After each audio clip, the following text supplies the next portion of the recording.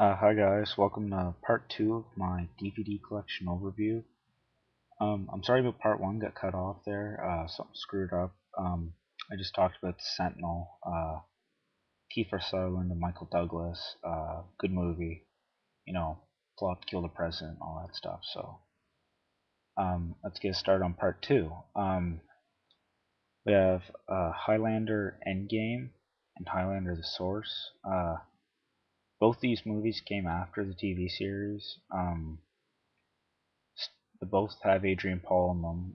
Endgame has Christopher Lambert from the movies, so they team up in this. That's a really good. I thought this was a pretty good film. I got lots of enjoyment out of it, but the source, not so much. I don't know what they were thinking there. It just they kind of ruined what the TV show had with that. They could have come up with a better story, but they didn't. Next, this is the only steelbook I have. First Die Hard movie, classic Bruce Willis. And then I have the next three Die Hard movies: Die Hard 2, Die Hard with a Vengeance, and Live Free or Die Hard. Um, all these movies are action packed. I like Die Hard with a Vengeance. As I said in my DVD update, they just go places, and Bruce Willis and Samuel Jackson are pretty entertaining. So, More of the Worlds, I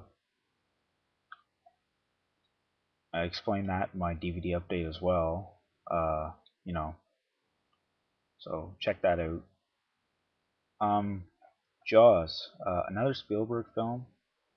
I said in my DVD update I wasn't a big Spielberg fan, but then I kind of, stopped and thought most of the films I like are Spielberg. Like, and I've got two other ones be coming up soon. And I like all the indie movies, so. Um, Next is Justice League: The New Frontier, animated movie. It's from it's a DC animated original movie. It's adapted from the New Frontier graphic novel. I'm pretty sure. It takes place in the 50s. Wars going on and all that stuff. Green Lantern and Martian Manhunter are the main focus of the movie, which isn't bad. I like it. You get a pretty good voice cast, so. And all the other DC original movies are pretty good too. So, like Superman Doomsday and Batman Gotham Knight or something like that. Next is Batman Begins. Best Batman movie I own. I've got the other ones. I'll show those here. But I do like The Dark Knight as well. But this one just really, set the bar for what a Batman movie can have. In terms of realism. Because all the other ones were kind of comic booky. This one was just blew me away. Yeah, Christian Bale is a very good Batman. So check The Dark Knight out if you haven't seen it. The Prestige is next, also starring Christian Bale in the Christopher Nolan film. Uh, it's all about magicians and stuff. Um, I saw this in theaters and can't forget that one though, because went to the theaters to see that one. And there's no one else there, so it's all there, me and my friends. So pretty cool. Next is Transformers. Uh, this is probably one of the best films of 2007. Um, Visual effects just blew me right away. I wasn't expecting wasn't expecting them to be that good, but oh, and coming out with a sequel here next year, and I can't wait to see what they do with that. So apparently there's going to be a lot more Transformers, and bad guys and all that. And they're gonna focus on the bad guys some more. So that'll have to circle the calendar for that one. Next is my James Bond movies. What can I say about these? These are classics, like every one of them. Sean Connery is probably my favorite James Bond. Um, Daniel Craig is really giving him a run for his money. He's just, you know, I wasn't expecting Daniel Craig to be that good, but he is. And can't wait till this Friday when the new James Bond movie comes out. I'll be there to see it. And this is one of those packs that comes with the 5 James Bond movies. I have, This is Diamonds Are Forever, Tomorrow Never Dies, The World Is Not Enough, Casino Royale. Non here is Thunderball, A Spy Who Loved Me, A View to a Kill, License to Kill, and Die Another Day. Die Another Day was Brosnan's worst, I thought. Too much CGI for me. Like, for a Bond film. Too much CGI isn't always a bad thing.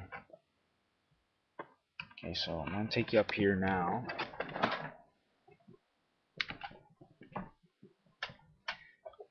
You can see that. Got Iron Man. Iron Man and the Incredible Hulk. 2 of Marvel's best movies they've ever made, I think. They're producing their own films now, and that was a smart choice. Can't wait for a sequel to Iron Man. And maybe a sequel to Hulk, you never know there, because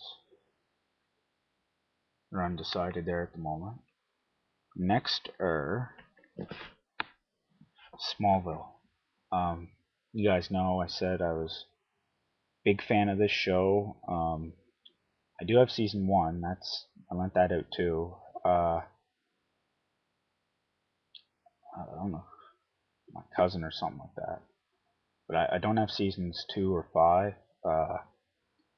Hopefully I can get those cheap price or something. But trying not to talk too much about Smallville because I'm going to be doing a video here within the week.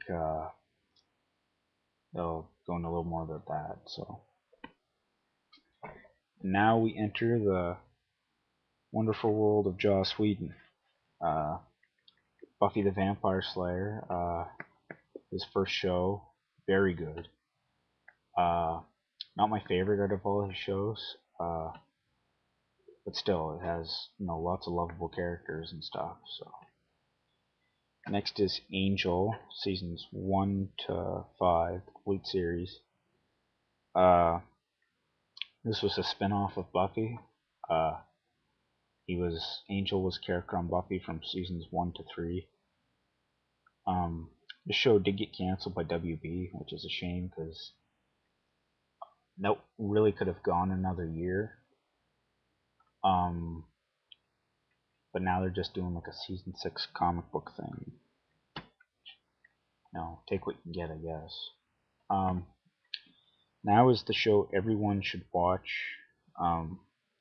Even if you're not a science fiction fan, I recommend watching Firefly. Joss Whedon's best show. It got canceled after its first season by Fox. Go figure. Probably the most undeserving cancellation of all time. Also has the best theme song ever. I'd check that out on YouTube. Search Firefly theme song. You'll really like that. But a few years after the show ended, Fox decided to let Joss Whedon do a movie. Serenity takes place after, has all the cast back. It's a good little send off. Wouldn't mind seeing a sequel though. Wherever, what happens to the characters and all that. That was part 2. I'm gonna do part 3 here. If you haven't already seen part 1, please check that out. And have a good one.